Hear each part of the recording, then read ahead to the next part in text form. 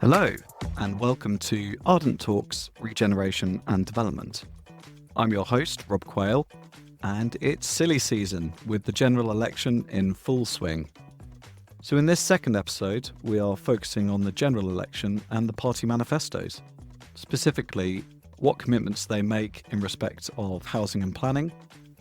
We're focusing on the main parties putting forward candidates across Great Britain, with a particular focus on Labour because of their significant lead in the polls. The episode includes a run-through of what manifestos are and their importance, a brief overview of what's included in the Reform UK, Green Party, Lib Dem and Conservative manifestos with colleagues Connor James and Ellie Cornelius from Ardent, and then a deeper dive review of the Labour Party Manifesto with Simon Rickets and Nikita from Town Legal. So a really interesting episode and hopefully useful in the run-up to the election. So let's get started. Thank you for listening and I hope you enjoy. This first segment of the podcast could be called, So what are manifestos anyway? There's been a lot of talk about them, and this first section is going to run through the importance and impact of manifestos and what they're actually used for. The first question is, who puts them together? Well, ultimately, the leader of the party usually has overall responsibility and decision-making power, but each party is different. For example, Labour have a process where it goes through the shadow cabinet and national executive. This isn't always the case for every party. For instance, the Theresa May manifesto for the Conservative Party included what was referred to as the dementia tax. That manifesto and a number of its policies didn't go through the party. It was a shock for many senior party members, and it ultimately led to a policy U-turn and a huge number of lost seats for the Conservative Party in the 2017 election. The point and purpose of a manifesto is to outline a party's vision and a policy agenda for the next parliament if elected into government. They provide a comprehensive overview of a party's political plans and priorities if they did form that government, and it allows voters to understand really what each party stands for and intends to do if they're elected. It also means that if a party isn't elected to form the next government, that manifesto becomes a bit of a historical document and perhaps a reference point if they form the opposition. They also shape the election campaign. The contents of manifestos influence media coverage, political debates, and the overall campaign narrative. The key policies and pledges often become major talking points, and we've seen that now in the various election debates over the past few weeks where they're beginning to get scrutinised. Then they serve as a reference point for governance. If elected, a party will often refer back to their manifesto commitments to justify policy decisions and to demonstrate their fulfilling campaign promises that they made to the electorate. Manifestos can act as a roadmap for a party's time in office, and traditionally commitments included in the manifesto should receive full support of your MPs in voting for it and should not be blocked by the House of Lords. However, if a proposal is held back from the manifesto and then becomes a policy that is promoted, it's much harder to push through because the public hasn't informally endorsed it through an election. MPs may rebel and the House of Lords could vote against it. They also have symbolic importance. Manifestos are seen as a contract with the electorate, and it's a formal declaration of a party's intentions and promises to voters. They also allow for policy scrutiny. So think tanks, media, and opponents analyse the pledges made in manifestos for feasibility, costings, political impacts, etc. It enables a greater public understanding of the proposed policies, and they influence government preparations. So civil servants use manifestos during the campaigns to prepare for various election outcomes and potential new policy directions. So we can expect that they are rigorously reviewing all manifestos, but especially the Labour manifesto at this point due to the state of the polls.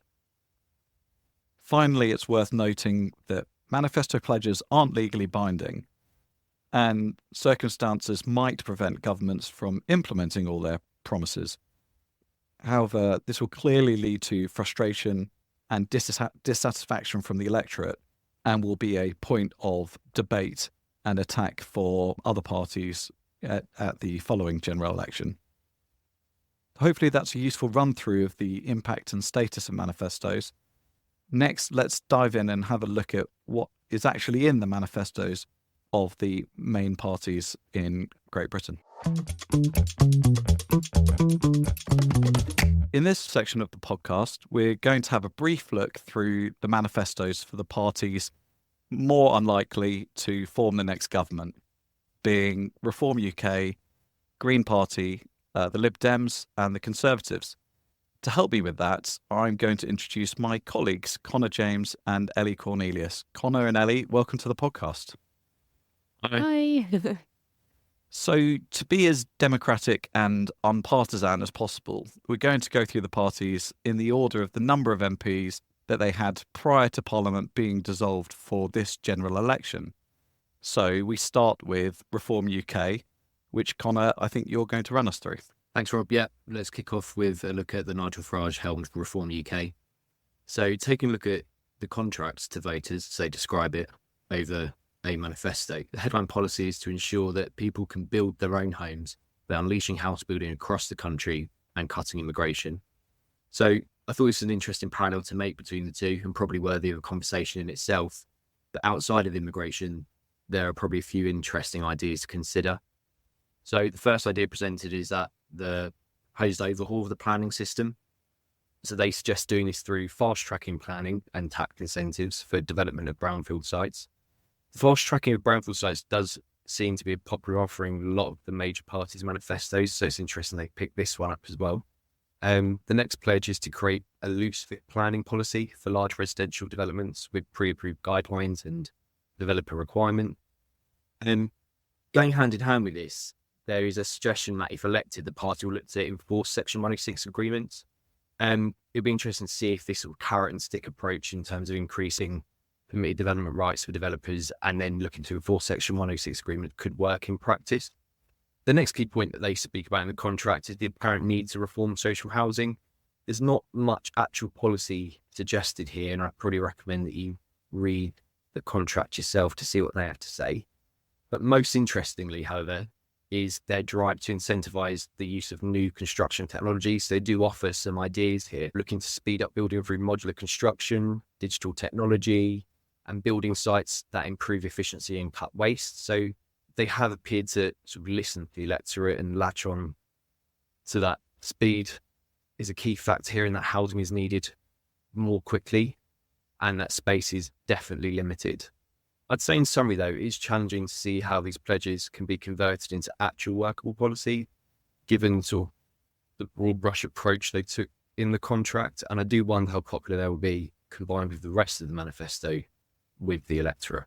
I don't know what you think about that. No, yeah, it's interesting. And as you say, the prioritisation of brownfield development is, ubiquitous through the manifestos and through what we've heard over the last 14 years from the previous government.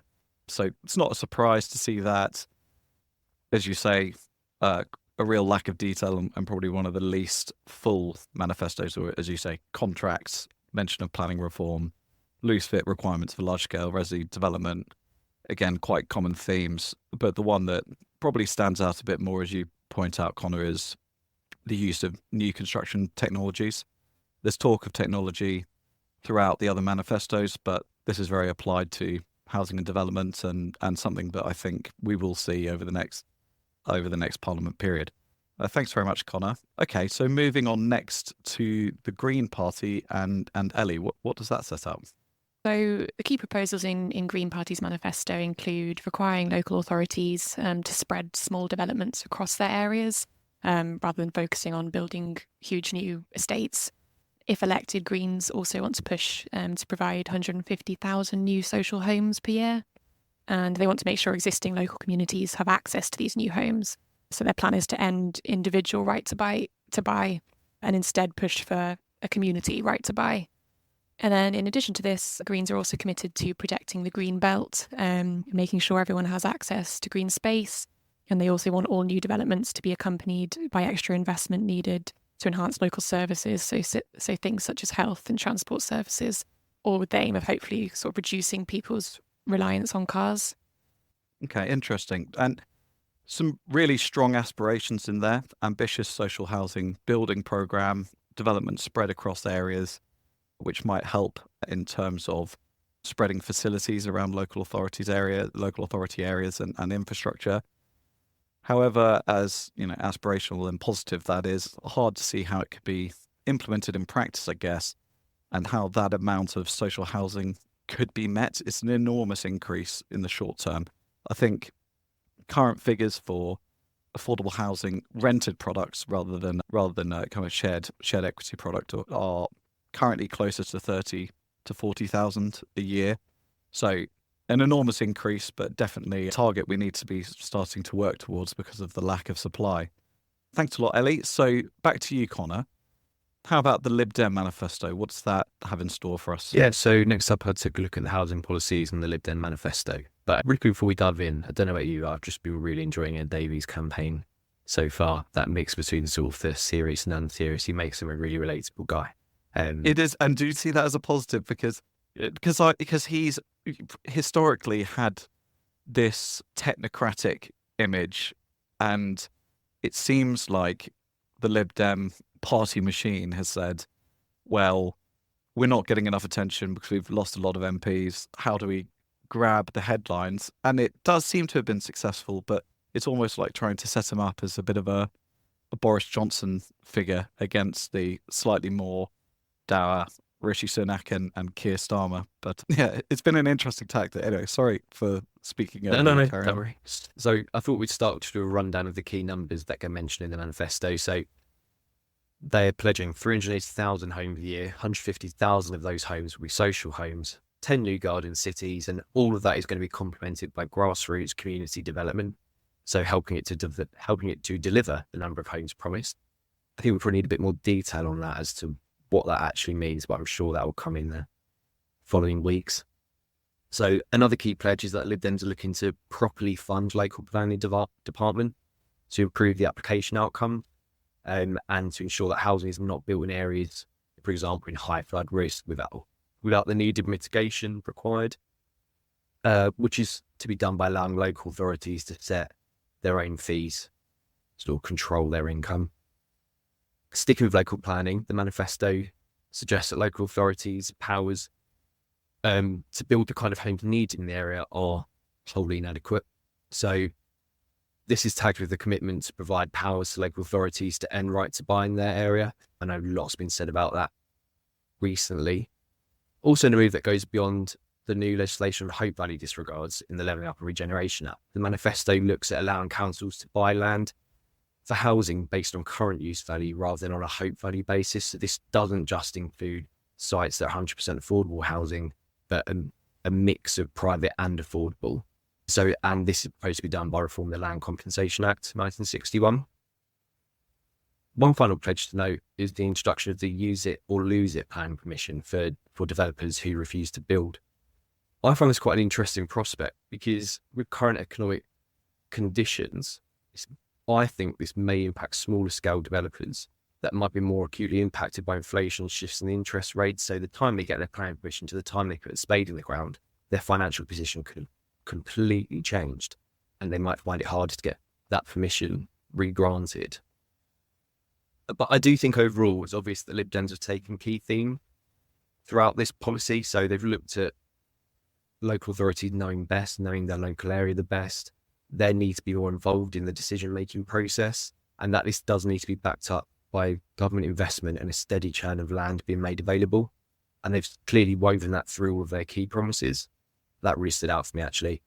And I don't know what you think about all that. Yeah, again, you've got to say some really positive thoughts included in the manifesto, and a bit more detailed than what I'll call the other smaller party manifestos. However, it's the same problem, still lacking any real meat on the bones. There's a nod to garden cities, nod to community engagement. Really importantly, that I think, more funding going into local planning teams, which is great to see. And as you point out, this increasingly common concept of acquiring land for existing use value only and ignoring hope value, I guess trying to help the viability picture. And I guess that feeds into the use it or lose it on planning permissions point. Developers want to build, if they can, as long as the market, viability, etc. stacks up. So, I'm not so sure how much of a difference a use it or lose it on planning permissions will make without, those other tools to try and unlock development. Yeah, as I said, no real detail. The manifesto mentions the Conservatives have regularly missed house building targets of 300,000 a year, but then the Lib Dems have increased this to 380,000 homes a year. We haven't built 380,000 homes in a year since 1968, so 55 years ago, and not a huge amount of detail on how the Lib Dems would do better. Okay, lastly, the manifesto of the previous government, the Conservative Party.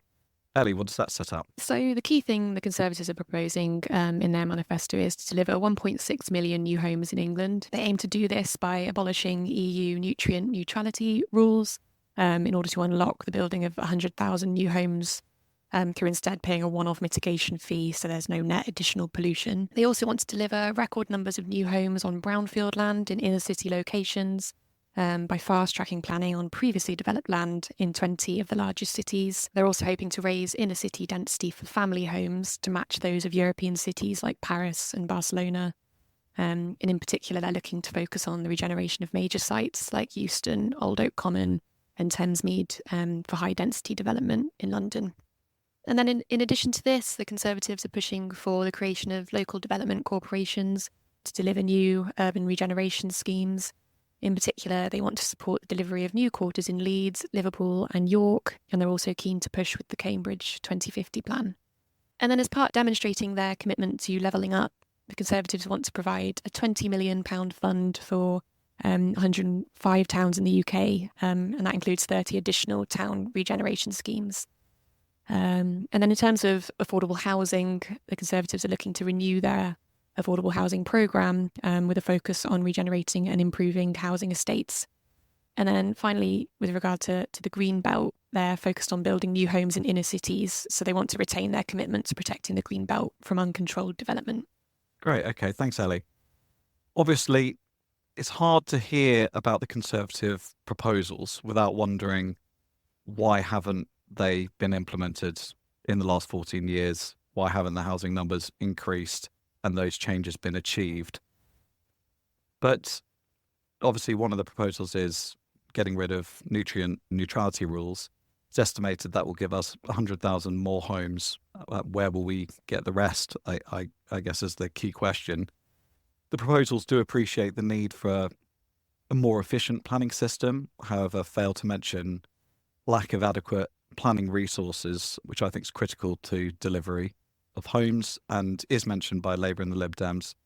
It's also eerily quiet in respect of affordable housing numbers rather than just housing in general. It might be that they just assume that's baked in because most affordable housing is achieved through Section 106 agreements, or not most, about 50%. But yeah, quiet on that. But yeah, really interesting. Thanks very much, both of you. That's really helpful. Thank you for running us through those various manifesto proposals in a non-partisan way. And thank you for joining the podcast. Thanks, Rob. Welcome back to Ardent Talks Regeneration and Development. Next, I'm speaking with Simon Rickets and Nikita Sellers of Town Legal. Simon is a partner and co-founder of the firm and has been ranked as the country's most highly rated planning solicitor for the last 11 years running in Planning Magazine's annual survey. Even more importantly, from my selfish perspective, Simon is the author of the Simonicity Planning Law blog, which is brilliant and incredibly useful for people like me navigating the world of planning. And Nikita is a senior associate at Town, advising on all aspects of planning and compulsory purchase law. She is also a regular host of the absolutely excellent Planning Law with Chickens podcast, which I would thoroughly recommend people listen to. So welcome, Simon and Nikita. Thank you. Thank you very much. Thanks. So I wanted to speak to you today about the Labour Manifesto, which we're focusing on in a bit more depth in this podcast, since the polls seem to show that they are the most likely party to be actually implementing those proposals. I wanted to focus on planning and housing, particularly as we remain in a housing crisis with current targets not being met. So I guess the first question is, what specific targets has Labour set for building new homes, and how do they plan to achieve these ambitious goals? Yes, so the target Labour set is 1.5 million new homes, and you'll probably have seen that in the papers or heard Angela Rayner say it in her keynote speech at UK Reef, which I know is subject of your last podcast. But the targets they've set is for the next 5-year parliament. So when it kind of averages out, it's essentially 300,000 new homes per year, which is actually a current national target already. So on the one hand, when you actually read it alongside some of the other parties' manifestos, this 1.5 million target that Labour's got actually seems quite conservative with a small c. The Tories' target of 1.6 million new homes in the next parliament is about 320,000 per year. It's quite a lot when you realise that it's a target set just for England alone, whereas the Labour's is a national one. And the Lib Dems' target is probably even more gutsy at 380,000 new homes. So I think Labour's, you might think, sounds actually like an achievable target. But then when you then look at housing delivery as it is at the moment, it's actually pretty ambitious because we are way off achieving our 300,000 new homes target. And when you look at last year's figures, it's 189,000 new homes were completed. And that wasn't a one-off. I think it's even less when you look at the average across 10 years. So it'll be no surprise to listeners that we're in the middle of a very serious housing crisis. To the second part of your question on how Labour plans to achieve the targets, I'm sure we'll deal with a lot of that as we go on in the pod. But Simon, did you want to set out some of the headlines? New national planning policy framework within the first 100 days of the Labour government, whether that the final version or a draft to be consulted upon isn't clear, but I don't think that really matters. Really, it's seeing the direction of travel that is really going to start to influence our clients and influence decision makers. Those changes, I don't think, will cover the more ambitious proposals that they have in mind in relation to Green parties, etc. So we might see a couple of new versions. And then I'll just, in very headline terms, perhaps mention, some of the other ways in which they hope to change the system so as to meet those goals, being more interventionist in relation to authorities that aren't pulling their weight, certainly going back to mandatory housing targets or really retaining a mandatory housing target, new towns, which I'm sure we'll touch on, resolving somehow, no one knows how to resolve it, the nutrient neutrality issue. And my plea is maybe we don't just focus on housing, which so many of these discussions do, just more positive planning policies generally in relation to making sure that the planning system, quote, the manifesto meets the needs of a modern economy, making it easier to build laboratories, digital infrastructure, and gig factories. So lots of different things in summary. Yeah, using planning as a conversation and a start point for stimulating the economy more widely, I guess, is so important. And interesting what you were saying, Nikita, about this is technically the most conservative, with a small c, housing policy in terms of quantum, when we haven't met the 300,000 mark in a year since, I think, the late 70s.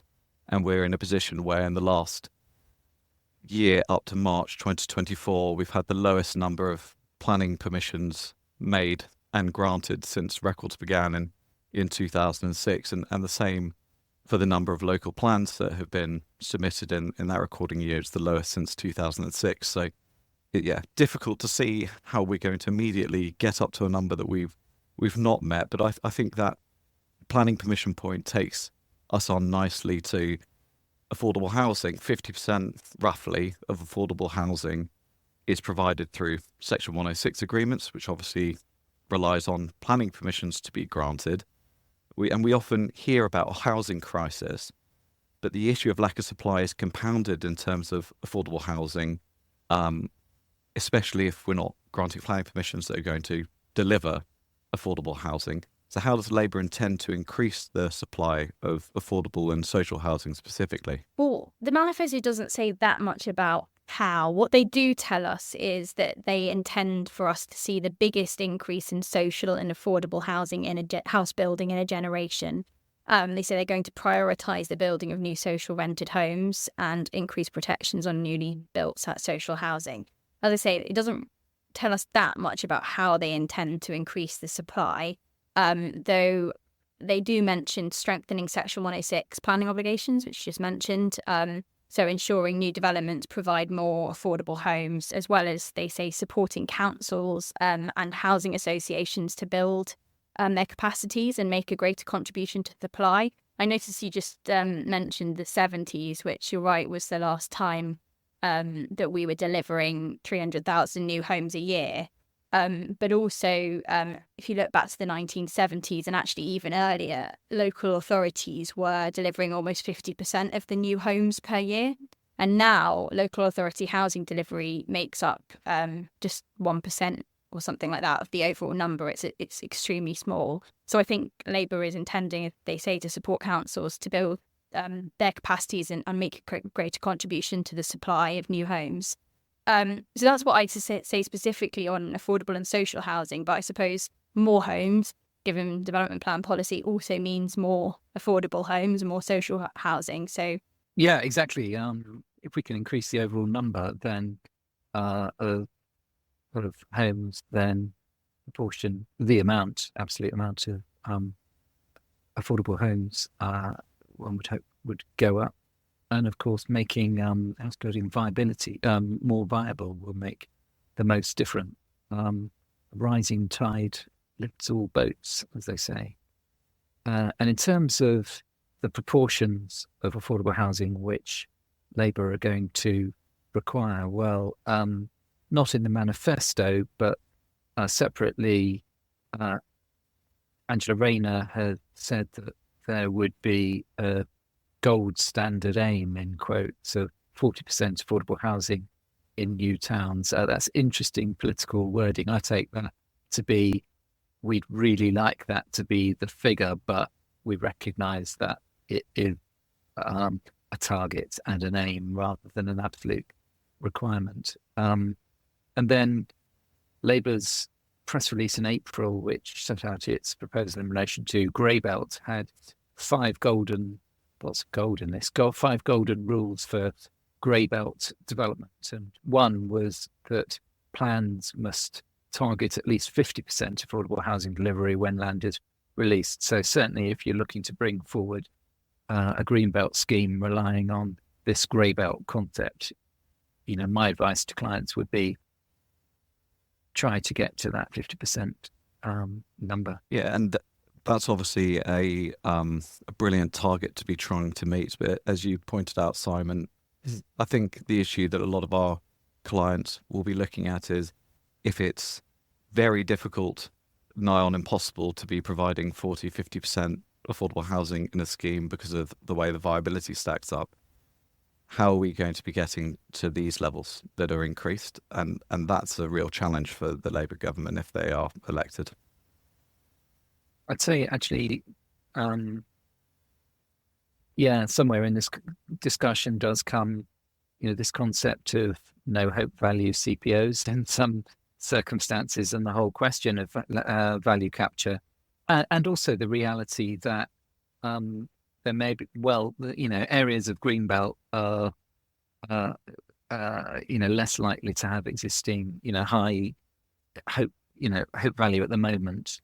So perhaps, and usually can afford more affordable housing. So, it is sensible for them to be putting out, this 50% figure as the target. And not the same kind of remediation costs that the other obviously form of site that's often mentioned is focus on brownfield development, but that can be very challenging because of the contamination and remediation costs needed, undermining the viability, whereas green belt, grey belt, probably not quite the same.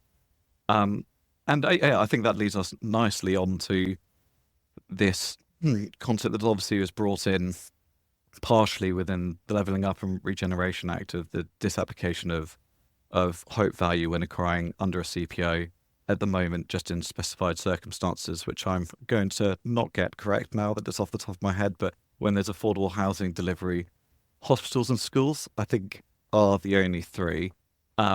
Matthew Pennycook, the Shadow Housing Minister, in a speech has talked about that going wider and being applicable to all schemes. And I think there's this undercurrent of, particularly the Labour Party, but I noticed in the Lib Dem manifesto it's mentioned as well, this undercurrent of what we managed to build in the 1940s, referring back to the 1945 Labour government, and how much development took place in that scenario, and trying to kind of lean on that as a guide to replicate.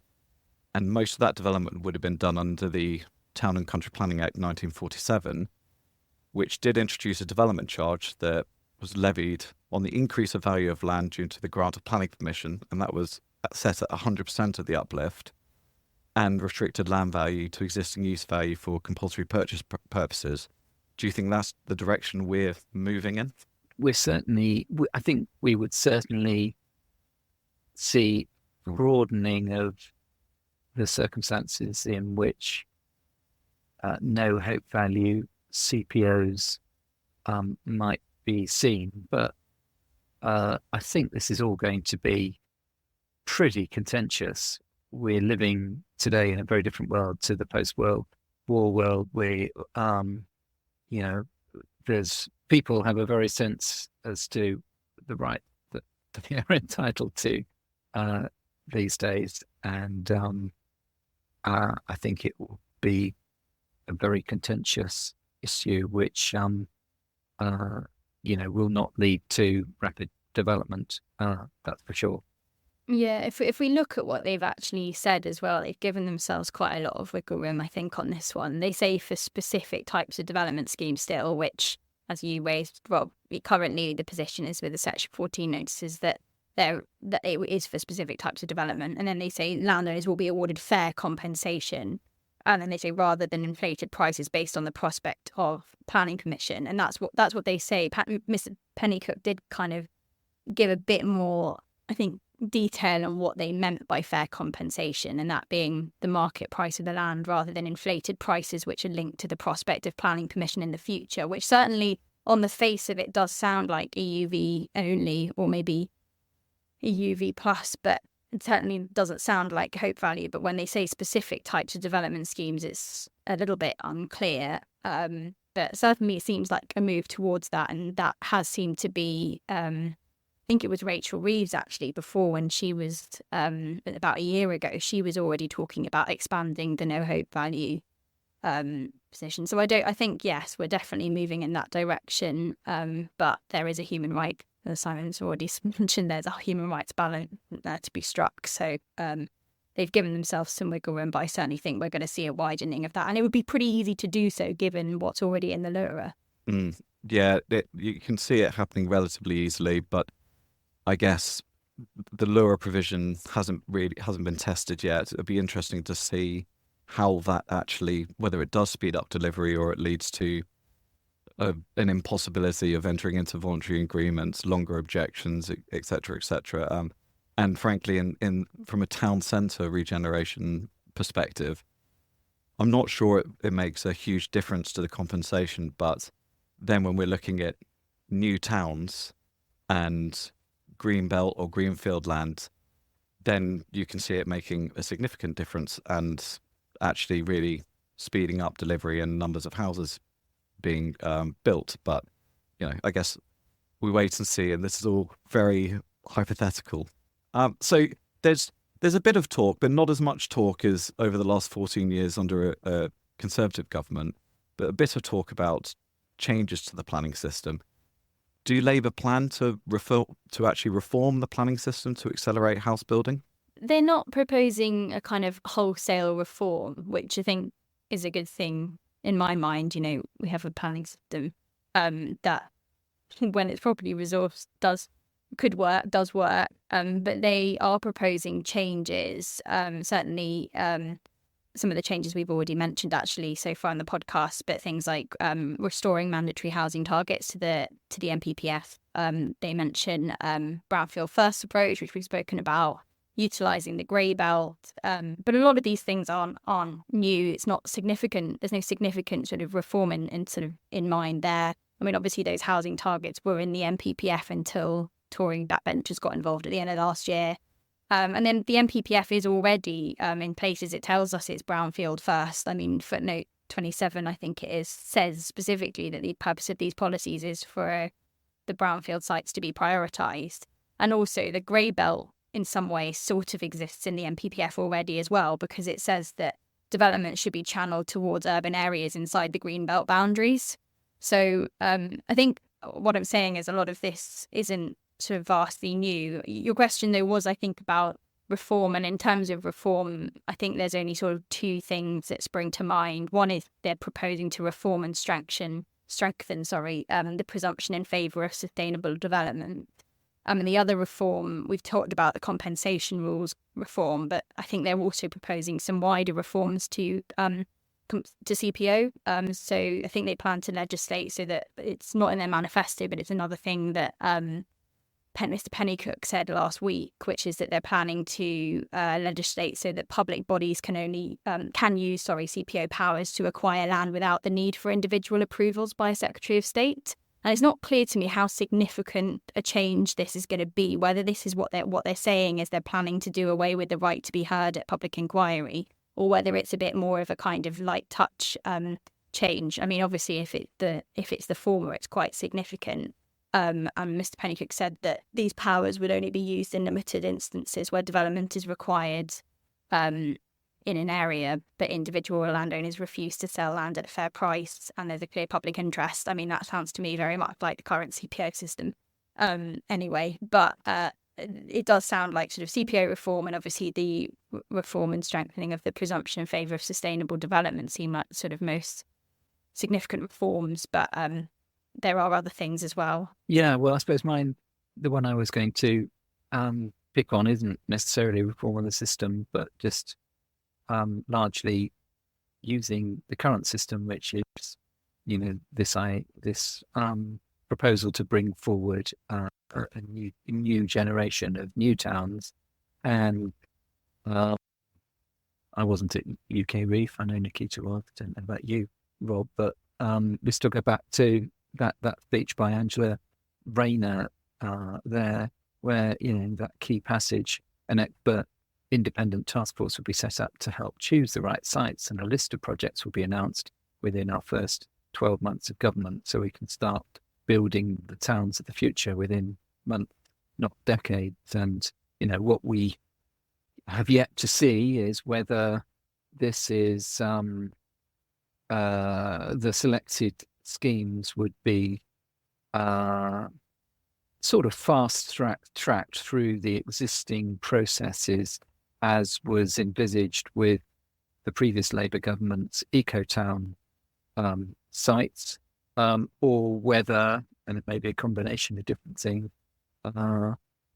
this is going to be by way of bringing new town scale proposals within the DCO system, for example, or some other route, and whether any changes are to be made in relation to governance by development corporations, etc. So,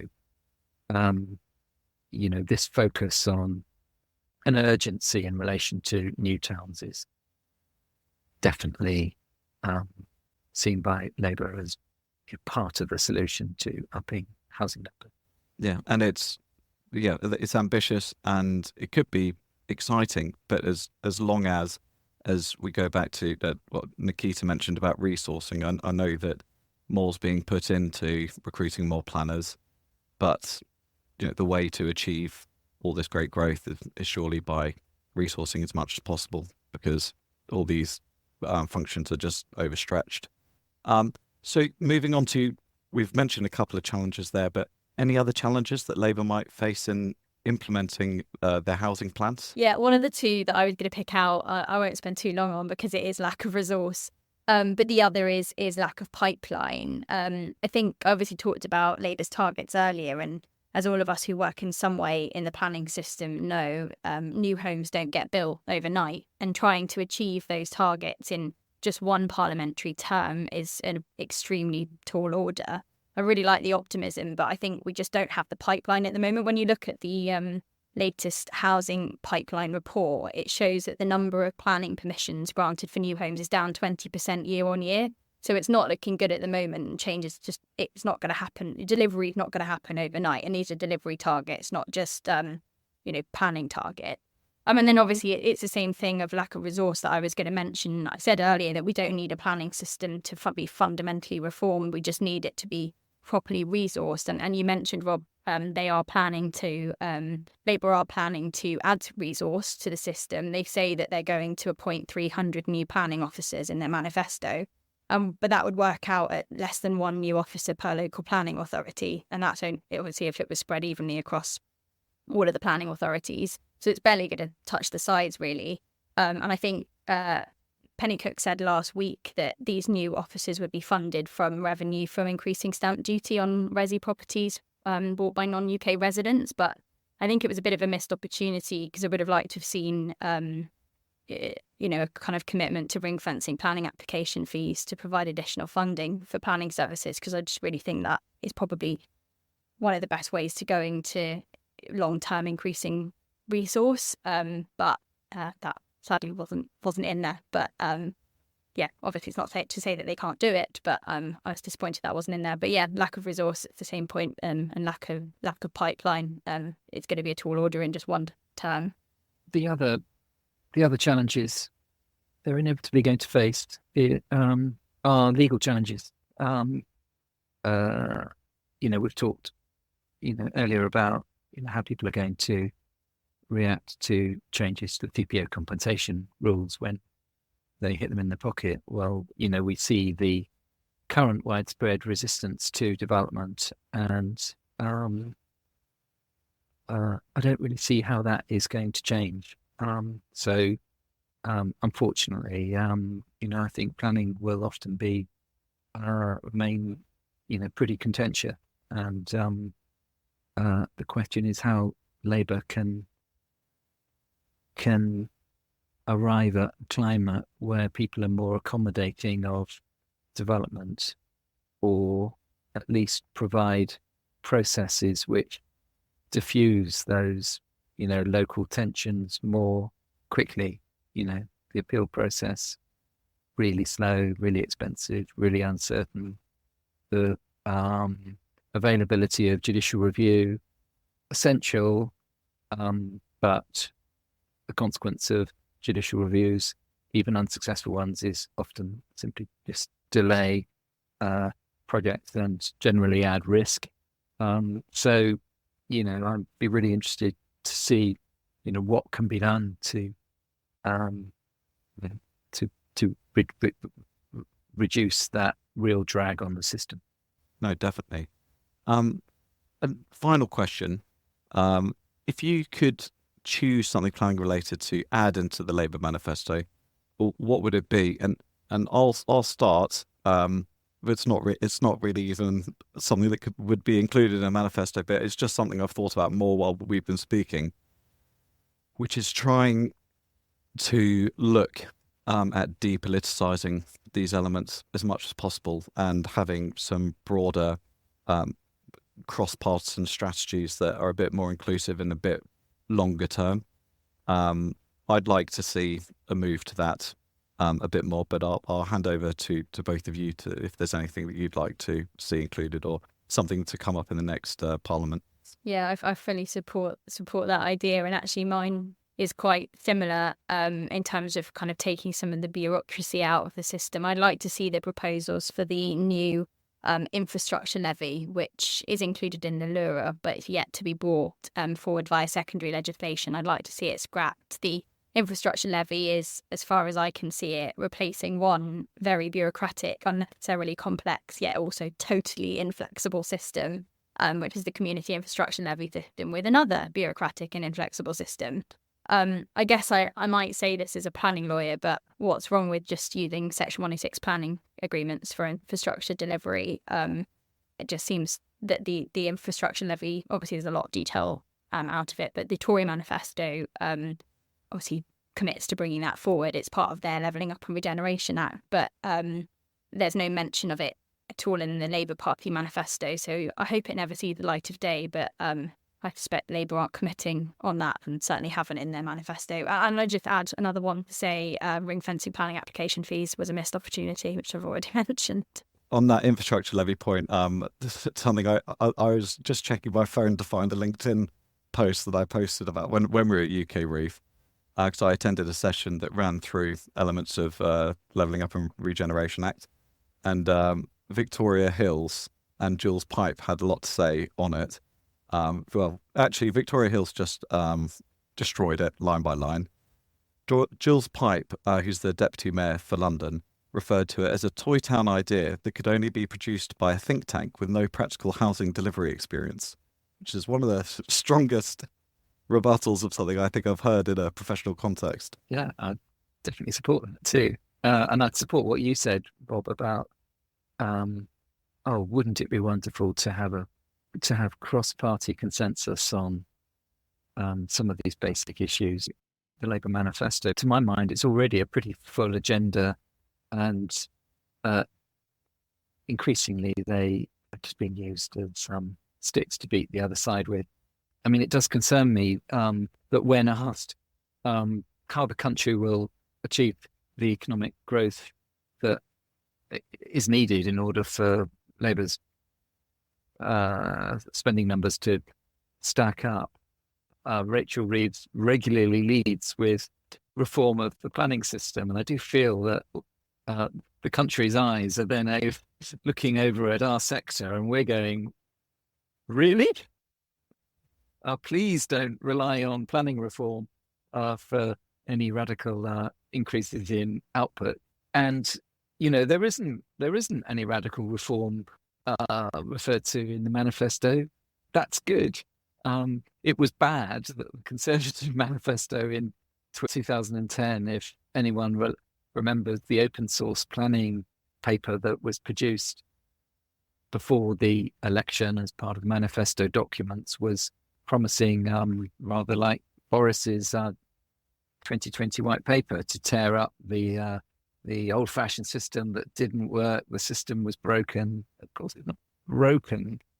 We do need a series of sort of pragmatic interventions, and it's all inevitably vague in the manifesto and in what's said so far. But I hope that is what is being hinted at, and in some cases, just the rolling back of previous changes, previous iterations of the MPPF.